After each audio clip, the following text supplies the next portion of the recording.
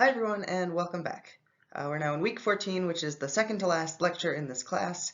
It's also the last lecture that will be more straightforward statistical content as opposed to sort of understanding and applying and interpreting this stuff in the real world. So the topic for today's lecture is going to be measures of association. So I'll talk about what that means in a minute.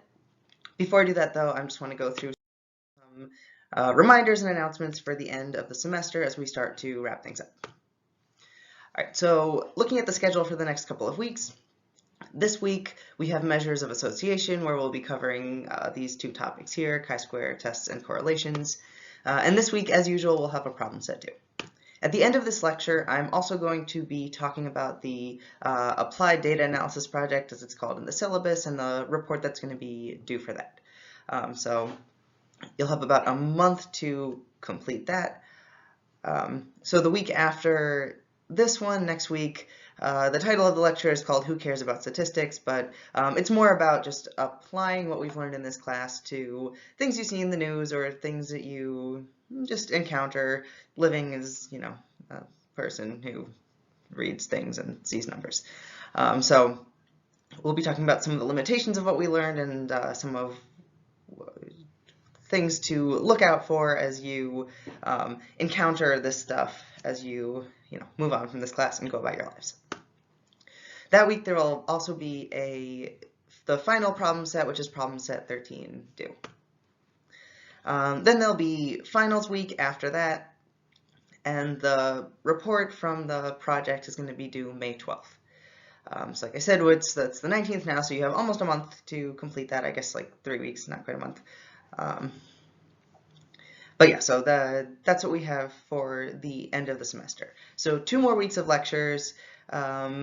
Next lecture is I think it's the fun one, but it'll be a little bit different than most of the ones we've had so far. And then after that, it'll just be this project report that's due. Also, as a reminder, your lowest problem set grade will be dropped. What this means is that if you complete all 13 problem sets, I will drop your lowest grade. If you want to only complete 12 problem sets, those 12 problem sets will be graded. So the final grade is based on grades from 12 problem sets, and they will be your highest 12 problem set grades. So your options are to either just, skip a problem set, and then whichever 12 you turn in will be graded, or to complete all 13, and then your lowest score will be dropped. Either way, at the end of the day, your 12 best problem set grades throughout the semester will be counted. All right, and of course, if you have any questions about this stuff, feel free to reach out, especially as you take a look at the project requirements later on and start thinking about what you're going to do for that. All right, so as I said, though, I'm going to talk about the project at the end of this lecture. That's because the project will incorporate some of the information that we're learning in this lecture, so it doesn't make sense to talk about it before you learn that information.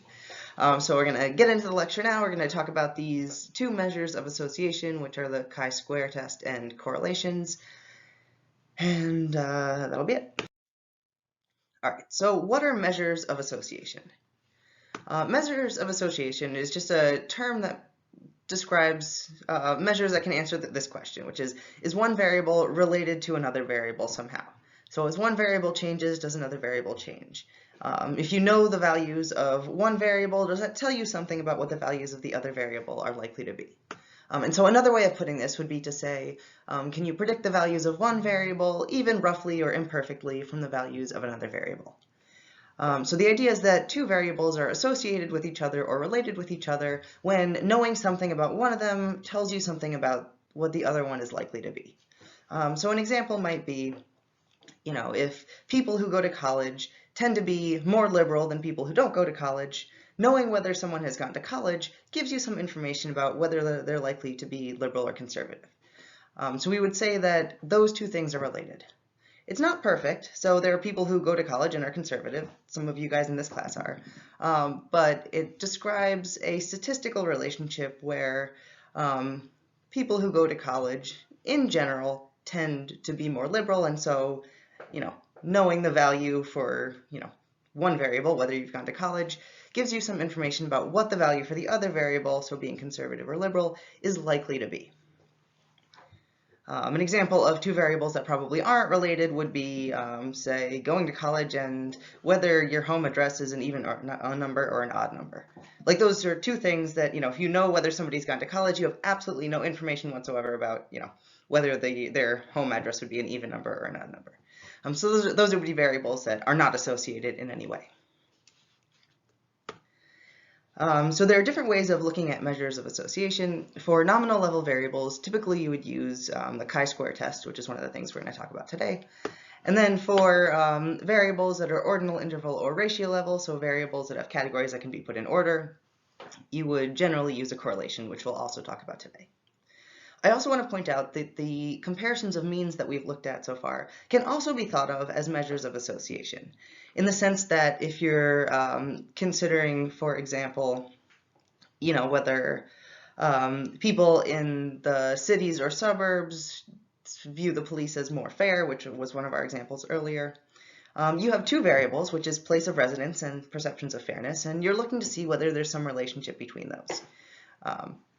So under this broad definition of measures of association, those are also telling us things about associations between variables. The only difference is in how you're looking at the association, which is considering, a difference in means as opposed to just looking at it the way we'll be doing today, which is answering the question of just, is there any relationship between these things, that these two variables we're looking at?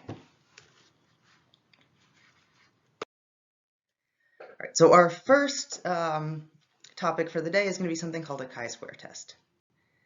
And as I mentioned before, a chi-square test is a measure of association for nominal level variables, so variables where the attributes can't be put in order. And a chi-square test is based on something called a cross-tabulation, or more typically a crosstab. And what a crosstab is a frequency distribution for two variables. So if you think all the way back to the end of the semester, when dealing with nominal level variables, we typically looked at them in frequency distributions to kind of understand what was going on with them. And that's the same thing that we're going to do here too. And in a crosstab, we'll be showing the variable values that the variable can take on, as well as something that'll be called the observed frequency. And the observed frequency is just the count or the number of cases in each cell of the table. So an example of a crosstab would be this one, which is based on the class data, and it's based on the questions, have you ever been in a physical fight, and then also what your gender is. So what you can see here, this looks a lot like the frequency distributions that we had before, except instead of only listing the values for one variable, we're now listing values for two variables together. And so we have the observed frequencies in each cell, where in our class, based on the class survey, we could say that there are 17 people in the class who identify as male and have been in a fight, 12 people in the class who identify as female and have been in a fight, 8 people who identify as male and have never been in a fight, and then 16 people who identify as female and have never been in a fight. So that's how you would read that table. Very similar to a frequency distribution that we've met before. Again, the only difference is that now we are crossing them, right? So we've got our sort of two frequency distributions smushed together to tell us about how responses across these variables are distributed in the sample. With a crosstab, you can also calculate something called a marginal, which is the sum of the cases in each row or column. So in order to get the marginals, which I've added on here, you're either adding across, so 17 plus 12 in that top row there equals 29, and 29 is a row marginal because you're adding across the row, or you're adding down. And so if you look in that first column, male, it would be 17 plus 8 is 25. So 25 would be your column marginal because you've added down the column. And if you add your marginals together, you'll get the total number of responses on both of these questions. So the total number of responses we have total when considering these variables.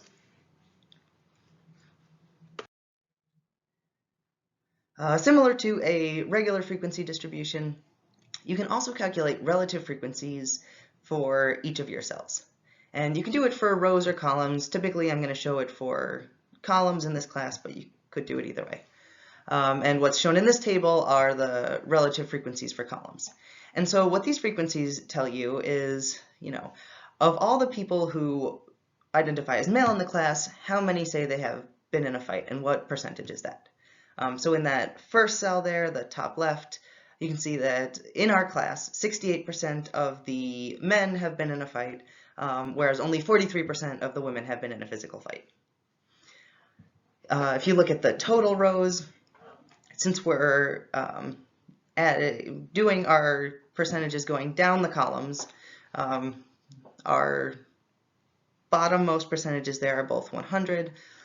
So we're splitting up people who identify as male and looking at the percentage who have been in a fight or not been in a fight. So of all the people who are male, 100% have either been in a fight or not been in a fight. Same thing for female. But if you look at that far column there with the 29 and 24, you see percentages, and those are just the percentages for overall, in the whole class, how many people have been in a fight, how many people have not been in a fight.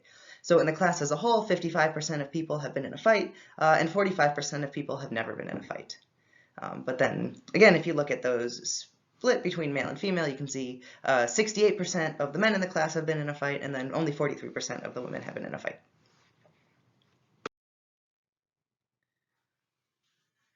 All right, so what we're going to be using crosstabs for is something called a chi-square test. And a chi-square test is based in part on something called an expected frequency. And the expected frequency is defined as the number of observations you would expect to see in each cell if there was no relationship between those two variables. So if your gender had absolutely nothing to do with whether or not you have ever been in a fight, how many men in the class would we expect to have gotten into a fight? How many women in the class would we expect to have gotten into a fight? So again, assuming that there was absolutely no relationship between the variables in the table, your expected frequency would tell you how many observations you would expect to see in each cell of that table. And to show you how to calculate expected frequency, I'm going to hop over to the document camera, and we're just going to keep going through this example here with these gender and fight variables, and we're going to find out, how many we would expect to see in a world where there was absolutely no relationship between these two variables.